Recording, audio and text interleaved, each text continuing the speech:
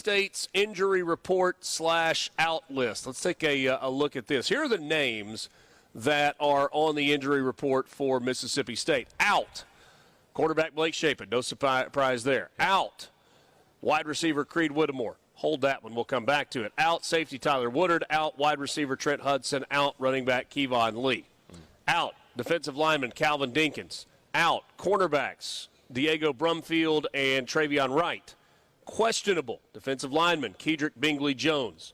Questionable. Chris Keys at safety. Probable. Isaac Smith, the leading tackler. That's good news. At Mississippi State. Also, Marlon Hawk is out, the kicker. I did not expect to see probable by Isaac Smith's name after the hit that he took on Saturday. So that's good news. Yeah. I mean, he has been a for whatever issues Mississippi State has had. The literal only bright spot. Getting guys to the ground has not been an issue. Correct. So that is that's a list. There's some significant players on there, but I said we'd come back to Creed Whittimore. Mm-hmm. So Robbie, I guess among others, but Robbie tweeted earlier today. Robbie broke the news, yeah. Source, Mississippi State sophomore wide receiver Creed Whittimore plans to redshirt for the remainder of the 2024 season. Right.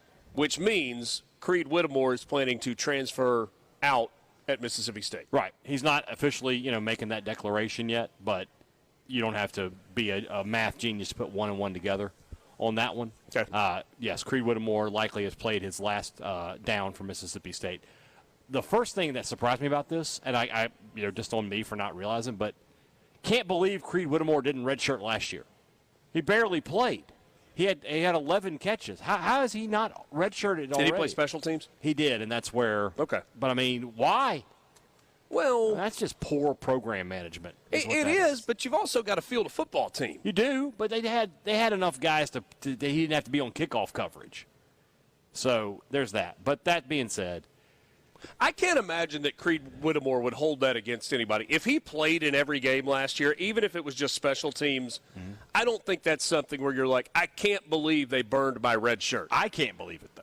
Well, okay. I can't believe it. Yeah, but I don't see that as I can't believe they did that to the kid. Well, he played. Yeah. But he played every game on special teams, and he caught 11 balls. Anyway.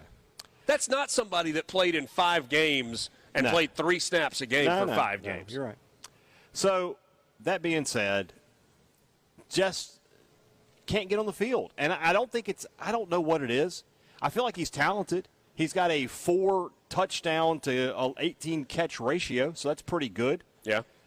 But he just isn't on the field enough, behind Kevin Coleman and Jordan Mosley and Mario Craver and those guys. He's out of the rotation a little bit. It's crazy. He started 2 games for State out of 4, but just can't get the catches and can't get the targets for whatever reason. I think part of that is State's defense is so bad, they just don't have a lot of plays. Yeah. If State had a normal defense, maybe he would have more opportunities. But I think he's just, he's had 2 years of, both years in the opening game, he had a receiving and a rushing touchdown. And you're like, okay, he's off and running, and then nothing after that.